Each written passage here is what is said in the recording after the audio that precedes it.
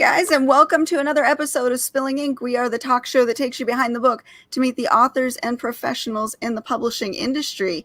And you probably noticed we're missing a couple people today. Jane unfortunately had to call out today due to some unexpected visitors. And everybody say a prayer and send out good vibes to Jay, who is really not feeling too good today. If you guys remember last year in the end of the year, he got COVID and wasn't doing so hot. And today he said he woke up and he just was not feeling it. So everybody send some positive vibes out to Jay. Hope he feels better. We miss you, buddy. Come back soon. But that doesn't mean that we're not going to have our show, because we've got two amazing authors to introduce you to, one of which you've already met. So we're going to let him go second. Sudi, go ahead and introduce yourself and tell us a little bit about yourself. Okay, yeah. My legal name is Sudi. I also go by Rick. Because I told you I'm a Gemini, so I have to have two names. But and I do a lot of writing. Being an author is a little bit new, like last couple of years. But I've always been writing songs and sketches, and I love writing everything except checks. But and I'm from the East Coast originally, but I now live in California. And yeah, so I went from writing scripts and screenplays and that kind of stuff to a book called Rainbow Relatives and another book called How Catering Sucked the Life Right Out of Me. I just love writing. So whatever it comes to me, I do it, and I just enjoy it.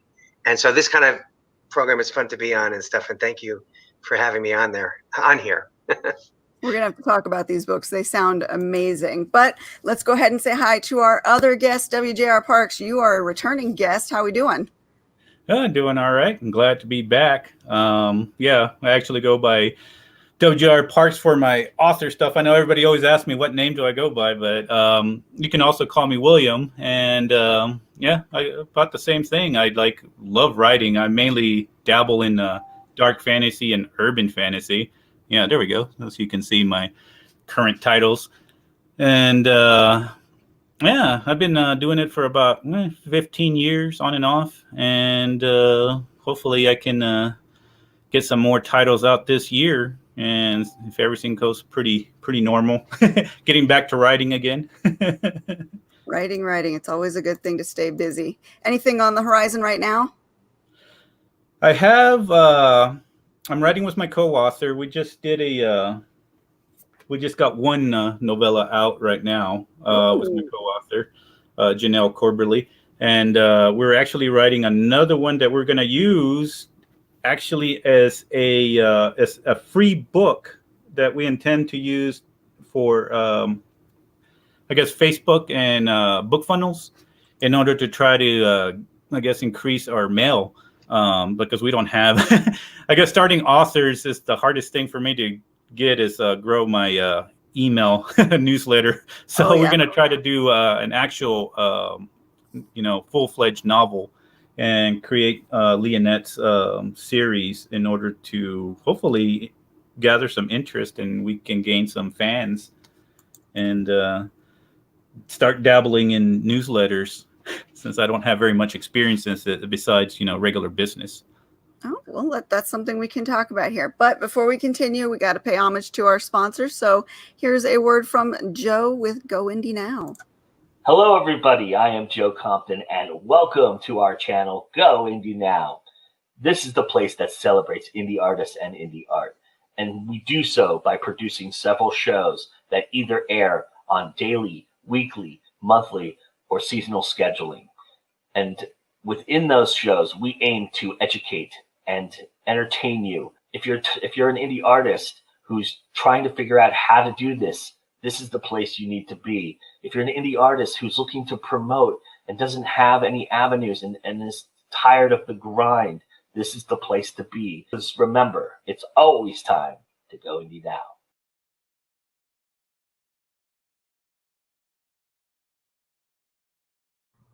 That's right. Always time to go indie now. And the boss is always watching. So we love you, Joe. We know you got some good stuff coming up in 2021. Can't wait. All right, so let's talk about that. Since you touched on the topic of newsletters, and you're putting together a new newsletter, and you just released some new books, Sudi, how are you guys handling gathering your email subscribers? Well, who wants to go first? You can go first. Because I really don't have like a set list of emails. So I have to do that, like put it together. I just kind of go through my list. All right, who should I send this to? It's like very archaic, And I know there's a way, but I have different, yeah. So A I do learning need, experience for sure. yes, you can probably teach me a thing or two. So I'm listening.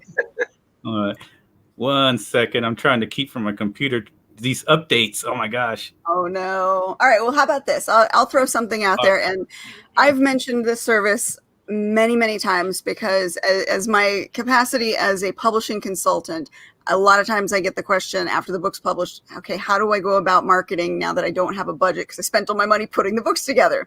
So Story Origin is probably my favorite resource for grassroots marketing. And what they do is they allow you to create an ARC list, which is your advanced review copies, so that you can share your books to get reviews. They allow you to do newsletter swaps where you can join with other authors and swap mentions of your book in their newsletter and your newsletter in order to get people interested. They also allow you to collect email information. So if you send out those freebies, those reader magnets, what they're called, where you have just portions of a story or a sample story to share, you share those with people who go to your website in exchange for their email. So it helps you build your newsletter list, and it automatically imports those emails into, whether you're using MailChimp or MailerLite or whatever news service you have, it automatically imports.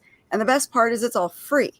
So it's an amazing resource for authors who are just starting out and who are trying to build something without having a huge pocketbook to work with. So if you haven't, check it out, Story Origin.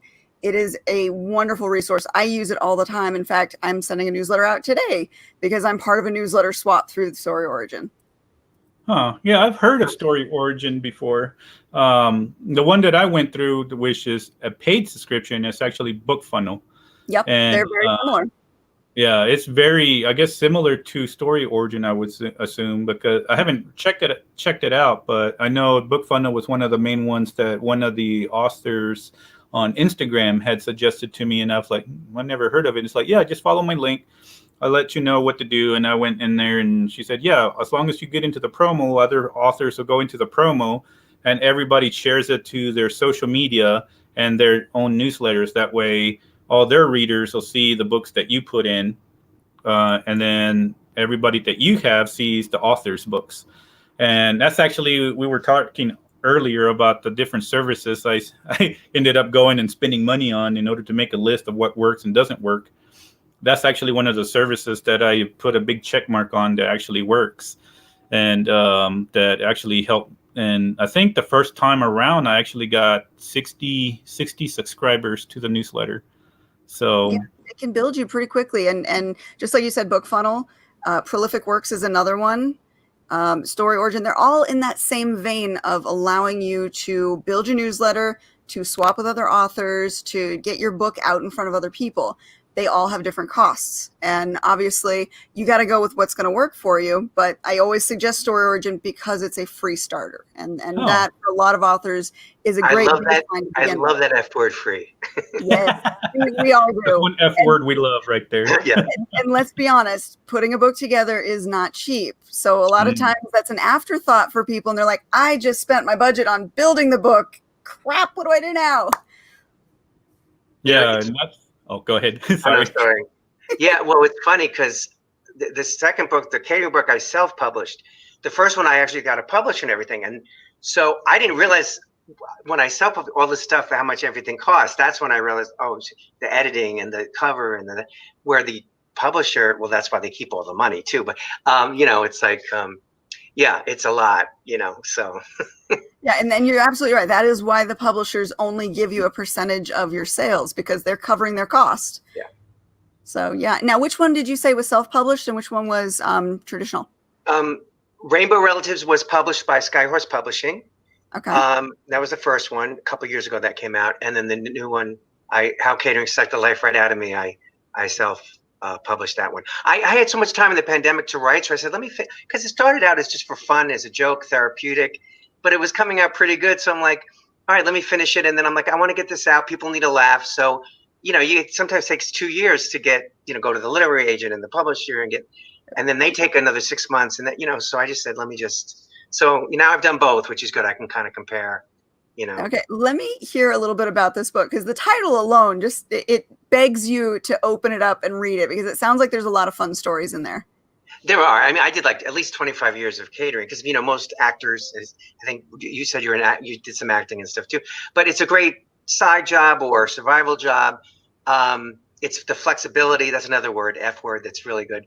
Is it, you can just take off a month and do a movie, and you can come back and they have 6 days of work for you. And you can be an out of work actor, but you don't have to be a starving out of work actor, because you're surrounded by food. And so there are a lot of positive things. And I do talk about those things too, but there were so many like nightmares, and I call them fluster cucks, that happened, that I said, I got to put in a book. I got to, just put these down. And I started in New York doing it years ago. And I worked at, what is it called? Bar mitzvahs, weddings, all these things. In fact, one of the bar mitzvahs, O.J. Simpson was a guest at a year before.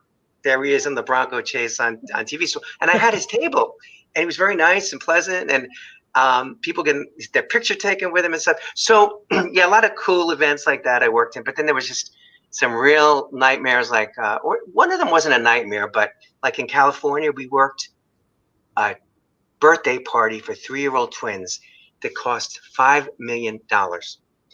These kids, they're not going to remember it. They did a 2-day birthday, one for one kid, one for the other. They bought a house to have the party, not rented. They bought a house to have the party in for this thing. There was 3 swimming pools that had synchronized swimmers in each pool during the event. They put $50,000 jars of caviar on each table. The first day's theme was like Willy Wonka and the Chocolate Factory. They had a chocolate river going through the yard.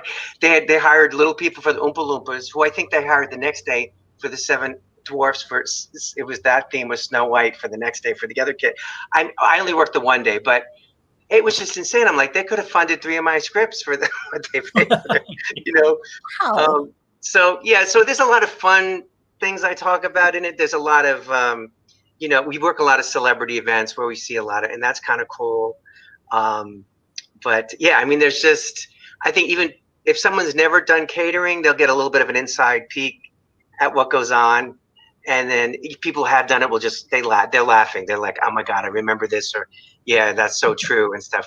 But yeah, I mean, if you don't realize, I don't think when people have never done it, you just go to an event, and when you're serving like I actually have the back there in the cover of the book, I'm like this because they were like attacking for the food. Oh, this didn't happen to me, but I went to an event as a guest, and the waiter, you could tell he was just getting frustrated because every time he come out, people would attack him. So he comes out with a tray of hors d'oeuvres. He sets it on the floor, and he steps back, and the people still swarmed in and grabbed them, and he picks up the empty tray, and he goes, "You people are crazy," and he just disappeared. I don't think he ever came out again. I don't know how he did that. We couldn't get away with that. The caterer we were, but that was just, I understood his frustration. That is insanity. Oh my goodness. So now, was the Oompa Loompa party the most absurd one you've worked? Well, most expensive and probably most absurd. I'm sure there's other absurd ones. Well, one that wasn't absurd, the groom called it off the wedding one time. So that was kind of interesting, where the bride went ahead and just had a party because everything was paid for. And she was really cool. And I think she sang "I Will Survive" with the band and all this other stuff. Yeah. So yeah, that's probably a lot that I'm not thinking of, but certain ones stand out. That was one of them because it was insane. And believe me, I tasted a little. I don't even like caviar, but I'm like, we were in the back trying the $50,000 caviar. Right, this better be good. Damn it! Wow. And my favorite event was, we were setting up a room for an event that night, and I hear the band is rehearsing, and I hear a woman singing "Let's Get Physical, Physical." I'm like, wow, she sounds like Olivia Newton-John. And I turn around and there's Olivia Newton-John in a t-shirt and jeans, and rehearsing. And she's one of my favorite singers. And so I got to see her rehearse and everything. And then, later on, we weren't supposed to be in the room, but I snuck in and watched her but so there's cool things as much as I mean, the title, how it sucked the life right out of me. Obviously, if it was as bad as I make it sound, I wouldn't have done it so long. But and the good did outweigh the bad. So.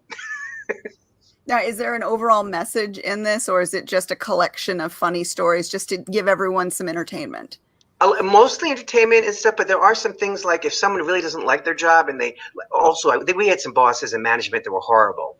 And so in a way that drove me more to work on my creative stuff. And I think there's some things in there that I talk about balancing what you need to do to make money and pay bills and following your dreams of the creative stuff. So I think there's helpful stuff in there as well. In fact, I interviewed a few people who did catering and now are successful, like the marvelous Mrs. Maisel. Matilda, I used to cater with her years ago, and she plays the maid on Mrs. Maisel. She plays, oh God, I can't think of the name of the maid. But and a friend I worked with years ago, he directs all these movies for Lifetime. So it's kind of a little bit inspirational of people who've done that too. So there's different aspects of it, but a lot of it's just a funny book, and we really need to laugh now. But there's some, and someone talks about an eating disorder she had, and it was hard to work catering. So there's a little bit, even for someone who has something like that. So, yeah, but it's, I started just writing it as a therapeutic, get it off my chest. And, so, but I want other people to see how much I suffered. So. Some of the best stories start. It's catharsis for yourself to write and just to get the stories out. And then you realize that other people might enjoy them, and it becomes something you put out into the world. So now, how many different stories are in the book? There's stories about like this Nightmares Not on Elm Street, and that's about house parties that we've worked and stuff. But I mean, there's probably about 20 or so stories, and I got a few from my coworkers. I asked for a couple of their worst nightmares, and then some of the good caterers I worked for I include in the book, like Surgery Right Catering in LA, and Raging Skillet in New York, and Walkstar in here, also in LA. I got some of their stories too, of some events that were kind of chaotic or whatever. So I wanted to include the good ones. The bad ones I don't mention by name in the book. I don't want to get a lawsuit. But yeah, but I don't. That's a good question. How many exactly? I'll have to go back and count. But we worked house parties and office parties and weddings and bar mitzvahs. So I have different stories about a lot of those. And yeah, so I'm trying to think. I'll have to do a count. I mean, there might be 20 or 30 stories, and then like some things are just like different concerts I've seen because I did catering, which is really cool. Everyone from like Lady Antebellum to Kenny Loggins, he performed for an hour. Cyndi Lauper performed for an hour to event, and so that was, I'm kind of getting paid. I love music, so I'm getting paid to watch free concerts. Cool. Yeah, that is awesome.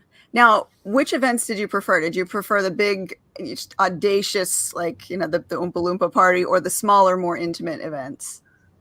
I liked smaller, I think. I didn't like the big premieres and and what's funny is, like the Oscars, I've done those, and the Emmys, and it's just, and if you're an actor, you don't want to be at these things as a server. And, actually I worked an event where I was serving hors d'oeuvres, and I come up to Tom Arnold, which isn't a big deal, except I had just written and shot a movie he was in like 4 months before that. So it was just, and there's nothing to be ashamed of at one point, but it's like you do feel a little bit, I'm like, well, until the movie comes out and makes money, here I am. And he was really cool. He said, oh, I get it. You do what you have to, but yeah, but I do prefer, the smaller, and actually the smaller caterers, I prefer also. It's more, they treat their staff better, and and it's just more, you get to know the people better. You work with a lot of great people. That is one of the pluses too in catering. A lot of interesting, creative, some of them a little too wacko, but a fun kind of wacky. So yeah, but I do prefer, that's a good question too. I prefer smaller, more intimate events. That fits in with the whole, in any industry, it's not what you know, it's who you know, but that fits in very well with you're working around the people that you want to be working around. Even if it's not the exact same industry, you're still working around people who are within that realm of the industry that you're dabbling in as well. Because you said you do screenplays too. Yeah. There's a lot of writers and actors, and I do. Yeah, I started out doing the screen plays. And I haven't, they're all sitting, well, not all of them. One of them I shot, one of them we're going to shoot this year, hopefully. And then the other ones, hopefully, when they stop making remakes and sequels in Hollywood, then I can get more of them. Oh, don't get me started on the remakes.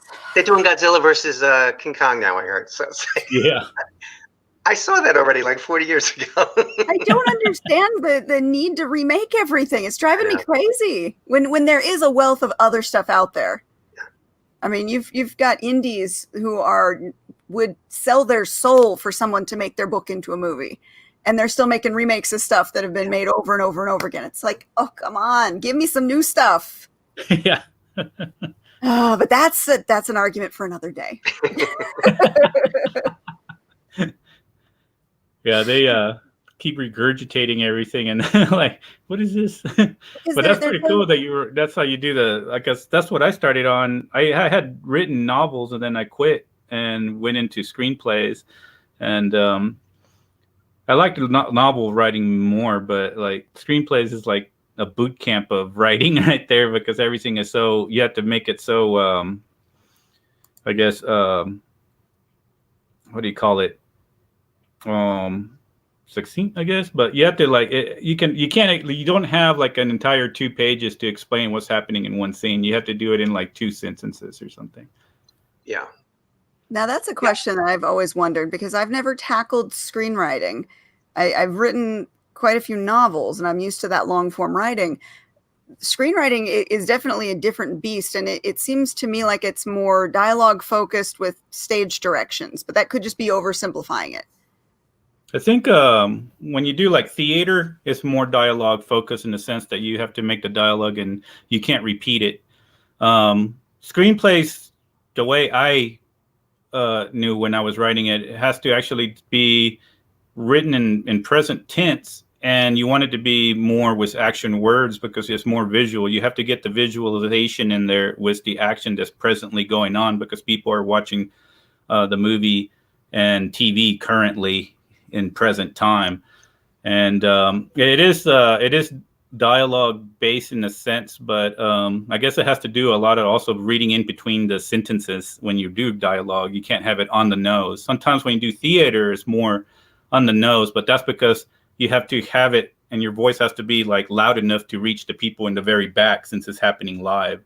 So I guess that's about the only differences I know when it came to, that was the only 2 differences I knew about the whole screenplay writing. And then compared to novels, you can dwell more because it's more of a thing that you're going to have right there, and you can take your time and you can reread something, but you can get more personal with the characters and explain more, compared to when you do the screenplay. You have so much to capture, and you don't necessarily do like there's so many phases that go into screenplay writing that, like, when you do the first draft, once it's done, you don't actually do the directions on it. You hopefully get it on what you're writing, but you have to let somebody else eventually put in the directions and all that stuff. It's like, okay, camera zoom and in and out and all that stuff.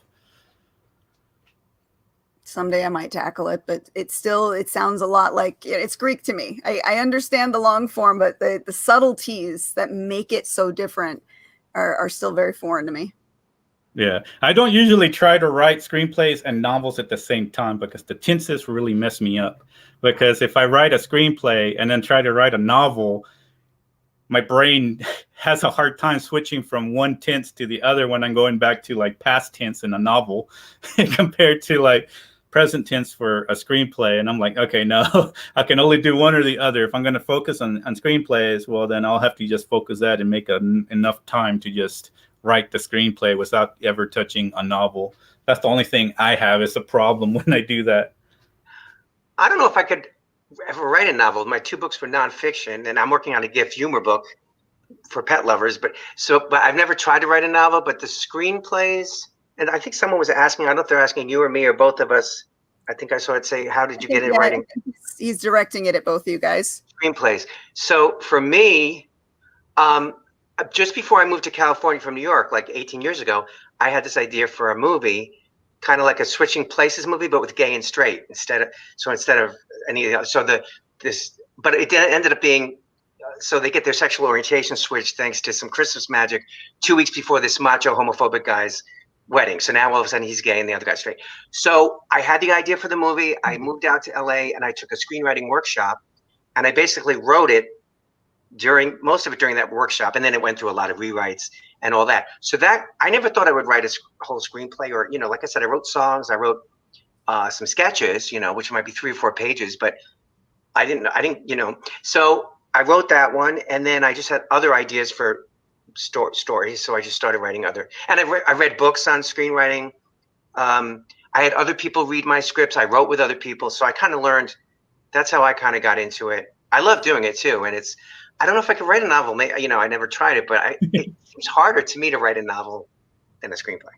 I think It's it's two just a different different way disciplines of for thinking. sure. Yeah, it's a different discipline. It's like a different part of your brain you're using to connect it. Now, Mike also asks, how long are typical screenplays? Just I forgot. I think it's 2 minutes per page for a screenplay. It's like a comedy is anywhere between between 90 and 120 pages. Yeah. It's about usually a minute a page, but it depends on certain things. I think. I mean, again, depends what's going on. Yeah. Page. But and dramas tend to be maybe a little bit longer.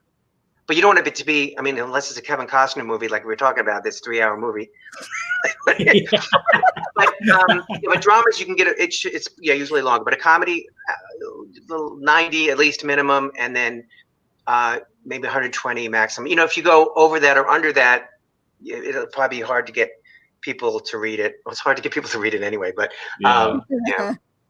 I know there was it used to be where a certain amount when I was trying to get into the whole, when I was throwing them at studios, I know they always said it has to be a certain length for the different genres, just because I know nowadays we have like almost 3-hour movies or 2-hour movies, but back then they wanted to get enough people into theaters as possible. So the screenplays, depending on how many pages you have, that would be the time of filming it. And it's like an hour and 30 minutes. That means that you can show the movie more often in the theater to be able to get the people in there. But nowadays, seems like they just threw that out the wall, and now you have like 2 or 3 hour movies like showing up. And I'm like, I guess that's how they make their blockbusters now. It's a different theory, I guess. But yeah, I think it was like anywhere from 90 to 120 pages, because they don't want it's similar to novels. Like when you're first starting out, you don't want a humongous novel because it's a lot more pricier. And I guess screenplays is the same thing. When you're trying to do that, it still has a little bit of that idea where you don't want a screenplay that's too long, and then you give it to the person reading it, and they're like, okay, this is a humongous screenplay. I don't think this is going to work. Throw it in the trash. They won't tell you nothing, though. You just probably throw it in the trash. It's like, oh, thank you. Appreciate it. We'll get to it. Most of my screenplays are 90 minutes because I'm lazy. No, actually, the first one I think was about 90. It was called Walk a Mile in My Pradas. That was the one with the gay and the straight, and that's actually on Amazon Prime now. But I'm gonna have to look that up. What's it called? Yeah, it's free on Amazon Prime. Walk a Mile in My Pradas, not to be confused with The Devil Wears Pradas. All right, I'm writing this down. I got it was a little more successful, but yeah, that's the one with Tom Arnold and stuff, and Dee Wallace and Mike Starr and Bruce Vilanch. We had a fun cast, but I tend to not be, and I also write mostly comedies, so they are more shorter, I think, than longer. So yeah, like dramedies as well. And that goes along with novels too. The different genres have different expectations of word count. So if you're writing an epic, obviously that's going to be your Tolkien-esque 600-page novel. You're looking at 100 to 150,000 words plus novel. Whereas your typical genre novel, your paranormal romance, your urban fantasy is going to be probably 90,000 down to 70,000 words. That's the expectation for those. So yeah, it ties into what we expect in the novel world too. And it's like how I do with like novellas. With all the novellas that I write, it's like 40,000, 35 to 40,000. But at the same time, just because it helps me build my stories quicker instead of writing a novel. Like I'm still writing the third part of Raven right now, but with the novellas, I guess you can't really tell. But like, like this is the novel, and then this is the novella. But I guess you can't really tell on the a formatter can make that look different, though. That's the thing that I've noticed this with indies, because again, in my capacity as a publishing consultant, I do a lot of this stuff. And I've seen indies who will use bigger fonts and more spacing so that their novella looks on the printed page like a bigger book versus, using a smaller font and using less space and tightening everything up. And you end up with a novel that could look the same, have that same spine with, hey, Jane, you made it. Oh, I'm so sorry. I'm late. Surprise. Good friends in the area that stopped by. And Well, we're glad you made it in there. And I like your blanket in the background. Oh, thank you. It's like nice and fuzzy. Yeah, you got a I little Papa decided Red just to back there. put myself in the family room and turn the TV down so my husband can't listen to the football game. I'm so nice. It's nice to meet you. Jane, we're talking about word count on novels. What do you average right now? They didn't. Oh, sorry. Talk amongst yourselves. Yep, Yeah. that always happens. Gotta love family. No, they left. Sorry. It was a baby gift for Vicky. So. All right. Well, did you hear my Anyway. question or no? No, I did not. Okay, we're talking word count expectations. What's your average for your novellas and for your novels? Novellas is about 40. Novels is about anywhere between 60 and 80. It depends on the genre. So Okay. if it's romance or PNR, it's more towards the 50,000 word. If it's, like my FBI series, it was more like 80. Okay. So, and then That's short about right. stories, I try to get right under the 20,000 mark. Yeah, short stories, just like the screenplays you're talking about, that's another discipline, and it's very specific on the word choice. And I do not do short stories well. I'm so much better at long form. Huh. I don't know. I had pretty good luck with short stories. For some reason, I can actually, if I wanted to, I could like blast them out like every week if I wanted to. I know one Sunday, like I had said last time I was in the show, I think I like wrote 7,000 words, but usually any of my short stories are around like 7,000 to 12,000 anyway. So I do a lot of short stories mainly just to build up my world with the novellas, and then concentrate on the novels kind of in the back burner as I'm writing them and stuff. Yeah, I'm starting a series with a short story, so. Yeah, that's what I usually do. At 20,000 words, and I'm like, I can try it, and then I come out with 30,000 words. I'm like, I tried. Look, there's an extra few words. Are you okay with that? And sometimes I've been denied. I was submitting for some anthologies, and I could not cut. I just couldn't do it. I couldn't cut any extra words. You couldn't cut your toes? I tightened it up as much as possible. It was actually 45 originally, and I cut it down to 35. I'm like, I can't cut anymore. And they're like, no, 20 is our limit. Damn it. Just kidding. I know. I always thought it's like short stories is like when you're writing a novel, you have the middle. And it's like, well, I just take out the middle and there's my short story, the beginning and the end. No. I'm not good with short screenplays or short films. Where I always write usually full feature. I had a couple ideas that were more geared to short, like 2 or 3, but mostly, I'm just not a short.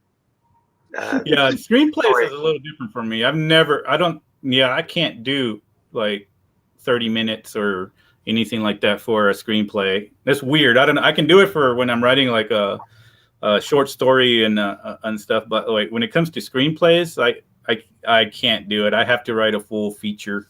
Yeah, I can't do a short one in screenplays just because I don't know. I just don't have enough. Like I said, you cut so much of the fat from like a novel into a screenplay that I just don't have enough to be able to finish my thoughts when it comes to the story, and it's that short. It's been years since I've written a screenplay. So I give you props. I'm talking college days, because that was my major. Oh, really? Oh, okay. Oh, wow.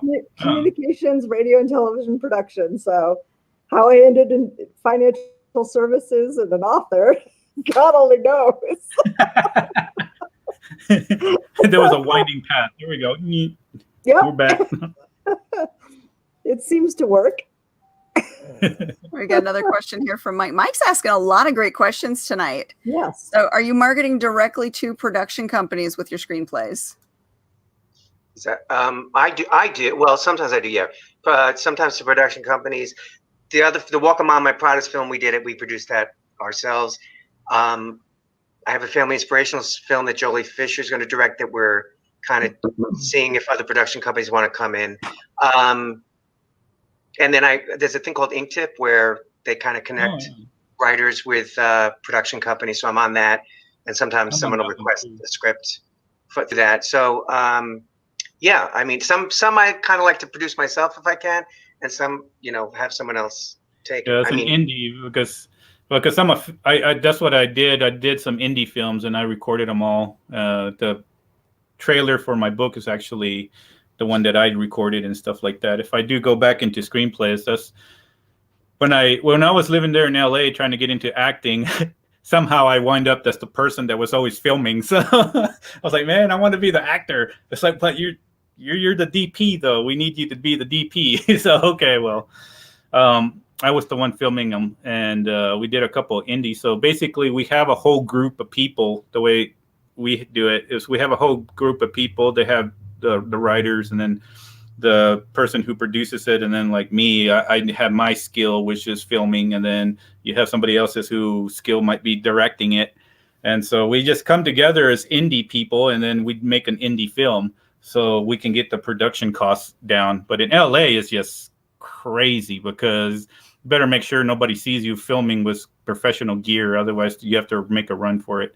So we have to do the run and gun filming really quick because you need permits for everything. That's the only other thing that we have to try to come together to get the money for. But other than that, we try to do it ourselves until maybe a bigger production company some might see us, or we can get in touch with an actual high up person that's in the like more of the studios like Universal or anything like that. But another thing too is like Amazon and like Netflix and stuff like that too are other resources that you can send your screenplays to.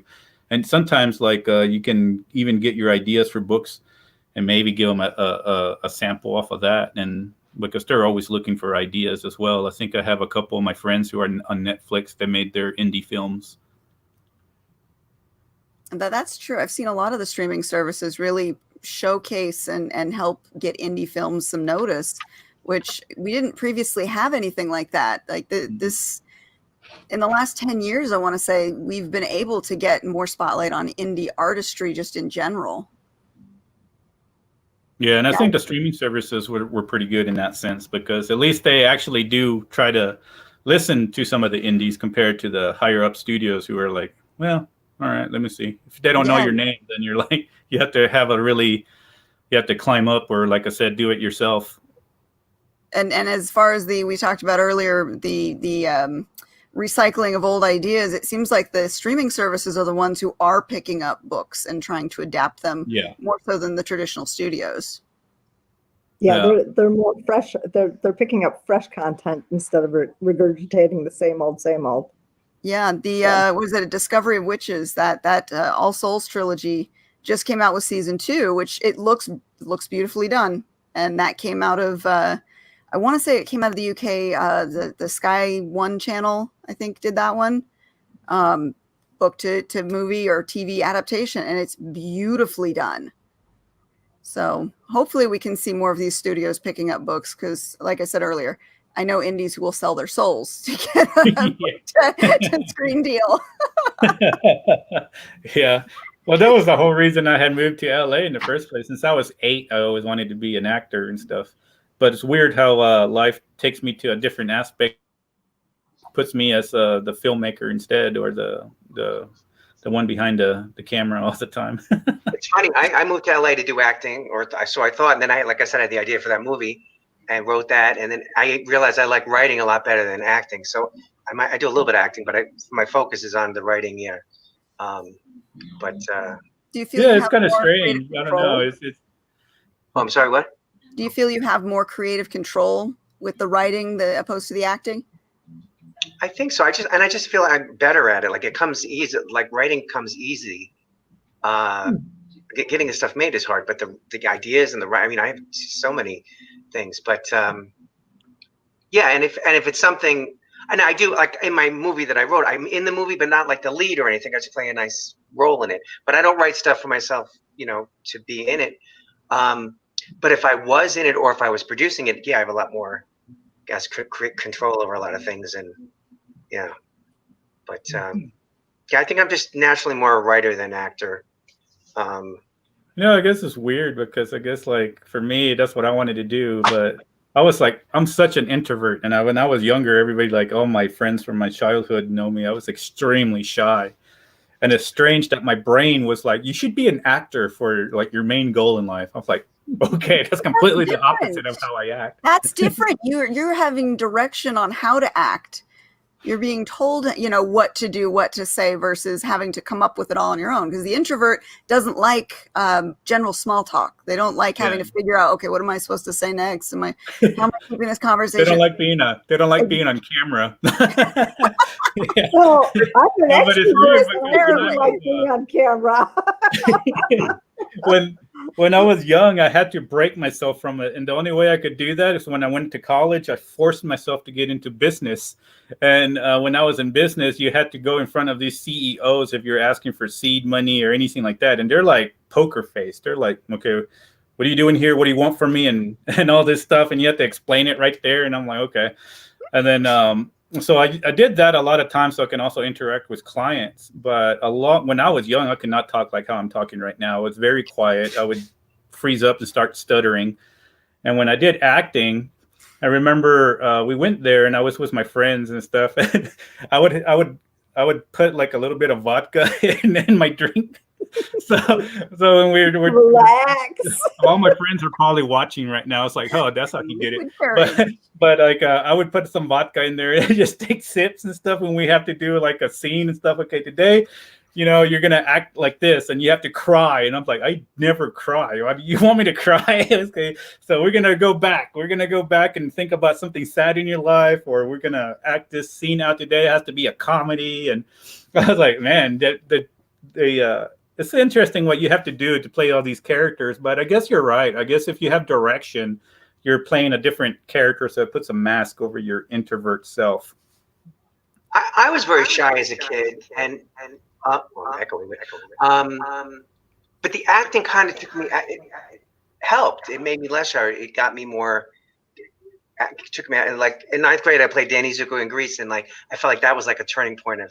I wasn't as shy, but I was so timid I wouldn't talk to hardly anybody, or so concerned with what I was going to say, or so. But I think it helped. It forces you to kind of come out of your shell.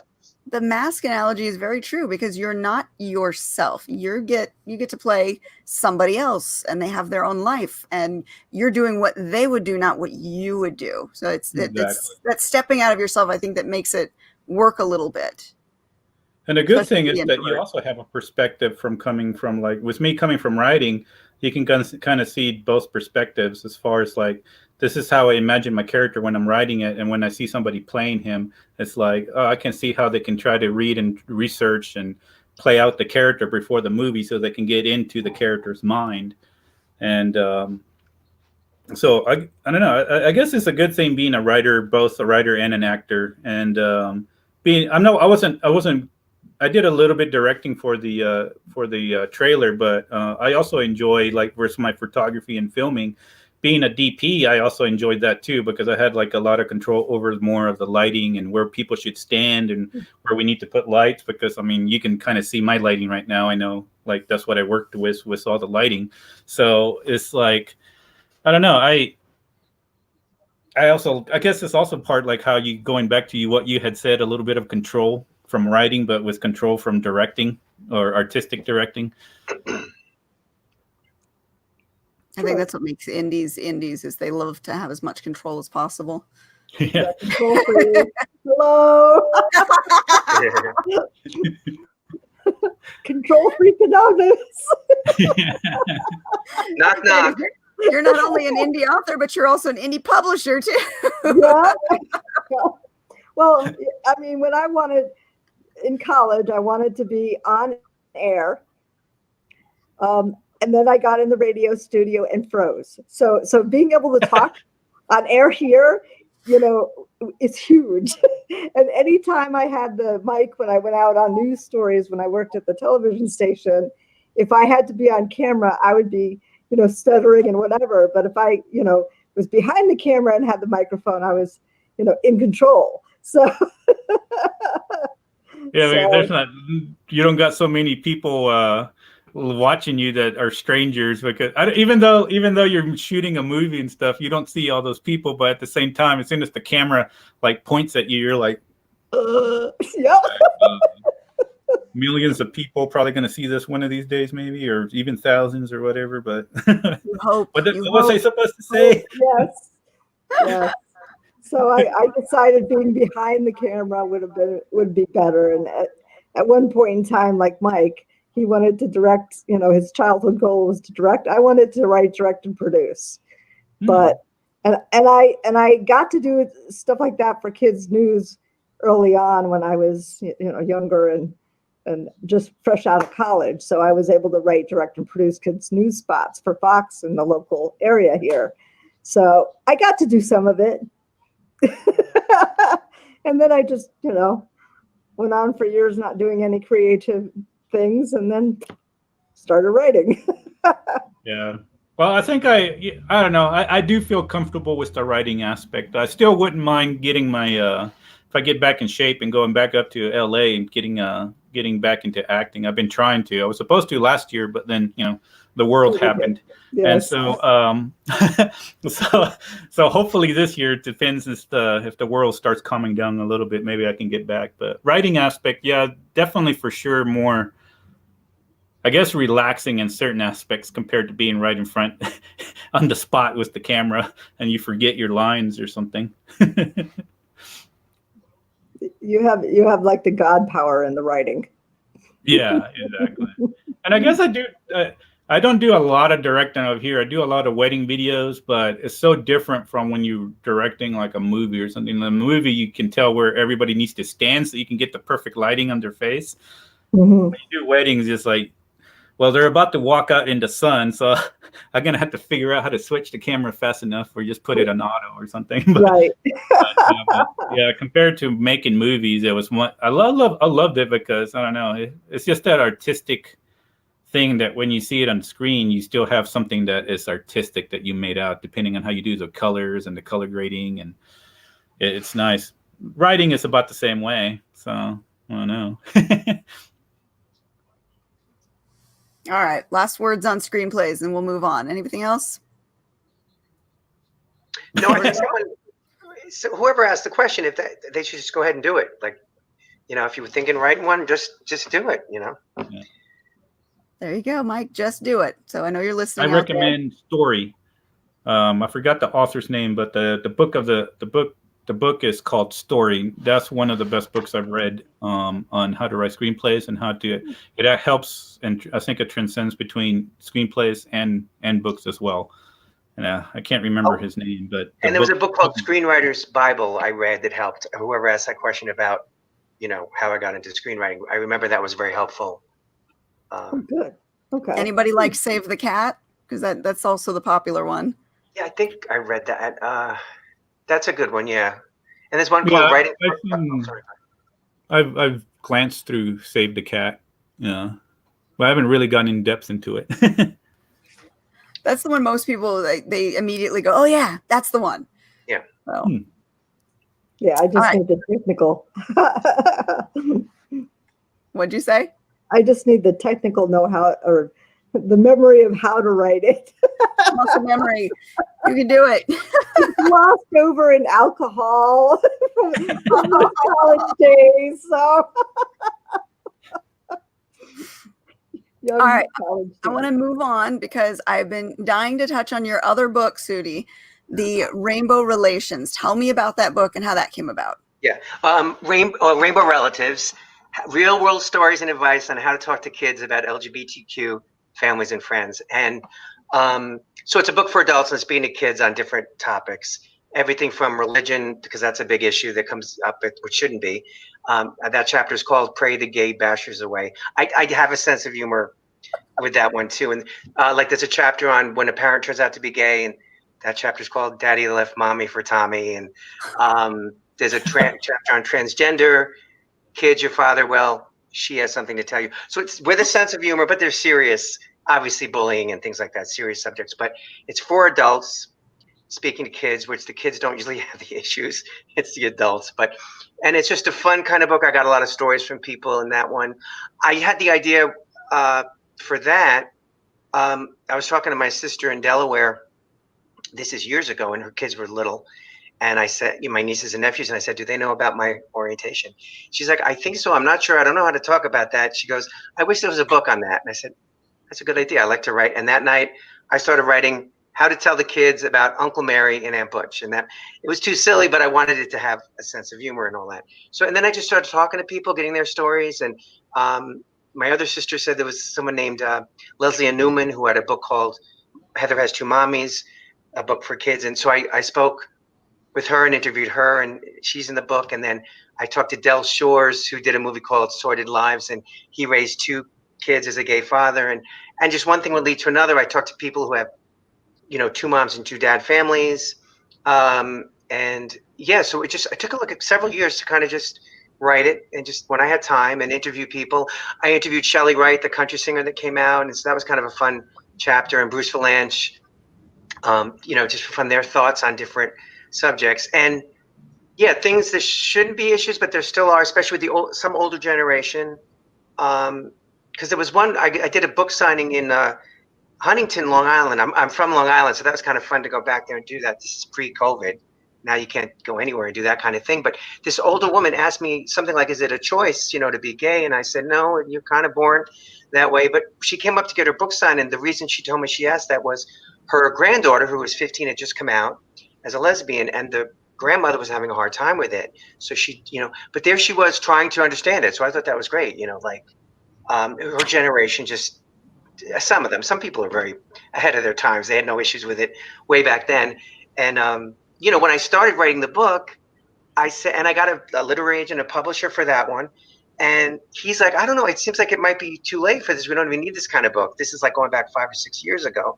And then 2 years later, when we got the publisher, he's like, yeah, I guess we need it more now, because things were kind of going backwards with these laws being passed. And again, people trying to adopt, same-sex couples. And now half the states they're not allowed to, or you can still get fired in many states. I don't know. I think they've changed that since I wrote the book. But I'm sure some people are trying to turn that all backwards. So it's just a fun book. Even people that know a lot, it's good for parents, teachers, or aunts and uncles. Oh, the first chapter, because that's how the book kind of started, was there was no monster in your closet, but your uncle was. So it's about coming out to nieces and nephews. I love these titles. Yeah, I actually came up with all the titles of the chapters except for the one Daddy Left Mommy for Tommy, which is probably one of the best ones. But I really had fun writing that book too, and I didn't know where it was going to go or what. And it's so that was kind of and I think it's really helping people. So it's entertaining, but again, helping people, and just hopefully making people more acceptable of all families, and all, because yeah. You're right about the generational thing. I've got a teenager and I've got littles, so my kids are far spread apart. And my teenager, she's always been equal opportunity friend. It doesn't matter who you are, what you are. She's always been welcoming and friends with everybody. And she would tell me stories about her friends and their name changes and their gender changes. It's not a thing. It's just, this is, like you said, they just, one day this is happening and they're going to be called somebody else. Okay, fine. So, Teresa's now Tommy. Okay, big deal. That's what you call him, Tommy. Older generations, they struggle with it. And my generation too, at some point, struggles with the concept of, well, what do I say? How do I address them? What pronouns am I supposed to use? But the kids, they seem to just get it. Like it's natural for them now. They have no problem with it. So and they don't have problems with. They don't have problems. Yeah. Well, the hardest thing when somebody changes gender is to remember to call them their new name. Yeah. That, one of our friends' sons is now their daughter, and we ask about her, but slip up and call and use the old name. It's like, it's like my son who decided he wanted to be called Will instead of Billy, and we called him Billy all his life. I can't just switch it after knowing you for years. It's tough, and it's not meant as anything negative. It's just habit. Yeah. Breaking the habit is the hardest part for anybody who's in that situation. on the other side. I struggle with the pronouns. The names I can do. So tell me what you want me to call you. I will call you that. But it's the pronouns that trip me up. And I have to like consciously think, okay, what am I supposed to say now? Like I was stumbling. Yeah, exactly. Like, okay. And it's never intentional. It's just I'm used to saying something one way, and I'm trying to switch it up, but it's I trip over my tongue when I'm just normally talking. Yeah, me too.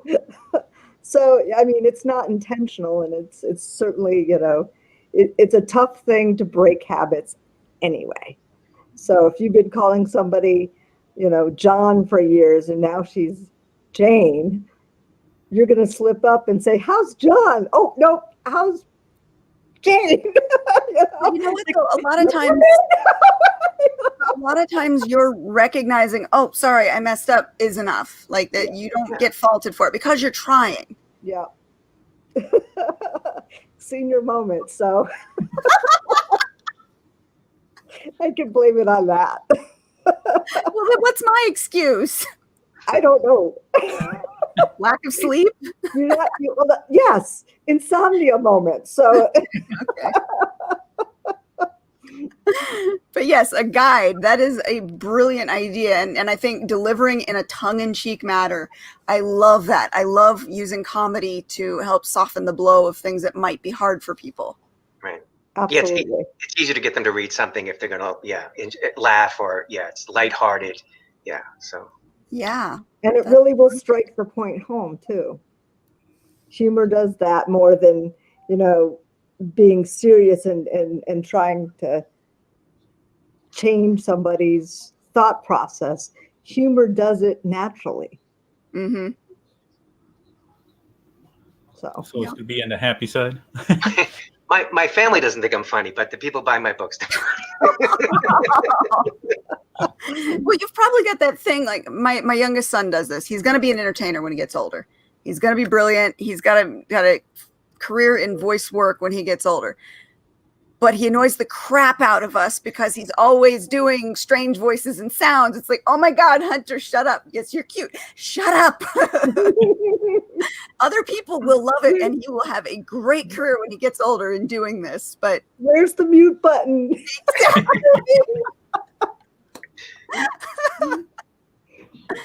So yeah, I get that. And I swear that kid's going somewhere when he's older. Oh man. How old is he? He's 9 right now. And he has been doing his own character voices for his stuffed animals since he was a baby. He does the Mario and Luigi. He's been a Mario Brothers fan since he was a baby. He can do the voices and all the sound effects. Yeah, he's got a career in voice work or acting or something when he gets older. It's gonna happen. But 9 years of it, I'm like, okay, enough. We'll make some money now. It's really cute. It is. All right, so where were we? We went off topic again. Comedy, yes. Softens the blow of anything. Well, and it relates, anything that relates to an emotion does help things stick in your mind a little bit more. So using comedy, that's a happy emotion that can also kind of rewire your thought process on things. Absolutely. Now that one you said was traditionally published, correct? Yeah, that was through Skyhorse Publishing, and Matt Wagner at Fresh Books Inc. got me to them. That was a long process, which I'm sure you guys know. And that one, and then the new one I self-published. But so it was kind of cool. And it was in Barnes and Nobles and Amazon and all that stuff, and it was a little more. Again, that one came out pre-COVID, so I could do a lot more stuff in person, which I love doing. But and I love traveling and all that kind of stuff. But yeah. Nowadays we just have to do everything through video. What do you say? Now that nowadays we just have to do everything through video. Oh yeah. Well, at least we can wear sweatpants though. I'm not wearing sweatpants. I'm kidding. Very true. So before we go, because we're coming towards the end here, one last question. Now that you've seen the difference between traditional publishing and independent publishing, going forward, are you thinking your books are going to be more traditionally published or indie published? It depends on what the book is. Like I have a gift humor book for pet lovers that I feel it's a great concept, and I think it can be a calendar and all this other stuff, and maybe even an animated series to go along with the characters that we created. So that one, I think a bigger publisher, if possible, is the way to go. But I'm helping someone write his book, like a memoir now, that we feel that self-publishing is a better way for him to go for his book. I've been helping him write it, kind of ghostwriter helping. And so I think it depends on, and he wants to get it out sooner. Like if he went the publishing route, he's got his query letters and literary agent and the publishers, and then the publishers take 6 months to a year to get back to you, and then 6 months a year to publish. So I think it depends, all those things depending on what you want to do. But for me, I usually write scripts, and like I said, I probably will come up with 1 or 2 other book ideas. So depending what they are, would depend on if I want to. I think there's advantages and pros to both. So. Oh, absolutely, absolutely. All right. Well, before we go, let me pay a homage to our second sponsor. And we know she's out there watching. The boss is always watching. Miss Rebekah Jonesy. She has some amazing books. She also does live readings on her Facebook group every Thursday. You definitely want to hear her read. She is fabulous when it comes to reading at the books. So, Mistress Rebekah Dirty Jonesy, you will be entertained. Definitely check her books out, and thank you for being one of our sponsors. Anybody else have anything coming up before we go that you want to let our audience know about? I got a hardcover book out finally. Ooh. My old book, Ooh, that looks first really time nice. I ever had a hardcover one. I finally went through Ingram Spark. So That's what really I went through, yeah. I will say, always make sure you got everything right before you go through Ingram Spark. And if you're publishing on Amazon, I had so much problems for 2 months. I had to try to fix them. Yeah. Publish through Amazon first, then when you know you got everything right, then go to Ingram. Yeah, Ingram Spark does charge for corrections. Actually, I was going to say if you join the what is it, Independent Authors Association? They waiver all that. It's 100 something a year, but I do a lot of changes, so that adds. Yeah, it's worth it. So yeah. That was one of my little lists of services that I said that passed my check mark.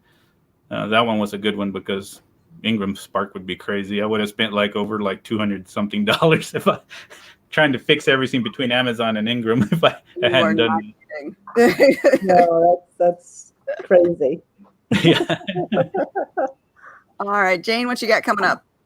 Well, I've got Kissing Fate coming up in February, so that's coming out on February 16th. Oh, that's right around the corner. Yep, and that's it. And then I'm, dabbling writing in 3 books right now. So as always. Yep. As always. Yep. All right, Sudi, anything coming up that you want to let our audience know about? No, I mean, I'm hoping to let everyone know, we're shooting that movie in Nashville that I'm trying to do, the family inspirational film. So that's going to take a lot of my focus. Hopefully that's going to go. And other than that, there's a music video I'm going to be in that Adrian Christian did, A Song for You. It's a remake of that song. So I'm going to be in that video. I think in February it's coming out. And he actually recorded a song I wrote, Christmas song called Midnight Will Be Clear, that was played this past Christmas on some radio stations and stuff like that. So people can check that out on YouTube also, as a Christmas song. I love writing songs also. So. All right. Well, definitely check our notes at the bottom of the page on our show on our YouTube channel. Give us about 5 minutes after the show is done to get all those compiled, and we'll have all the links so that you guys can find books, information, website access, all of the above. And that is it for us this week. I didn't do my news. Sorry. Oh, yes, your news. Tomorrow, as always, Sunday is story time at 1:45 p.m. on Pacific time. On my YouTube channel, I'll be reading chapters 5 and 6 of A Taste of Your Own Magic, so definitely check that out. And if you haven't already and you're looking to find a way to finally write that damn book, pick it up. We now have paperback and ebook copies available anywhere you buy your books. So, all right. We will be back next week with more authors to talk to, more fun conversation, and a check-in on how Jay is doing. Fingers crossed for him. Send those good vibes out to him. Yes. Yep. Thanks so much for having us on. Guys, it's been wonderful. And you guys are always welcome back. Feel free to reach out anytime. Awesome.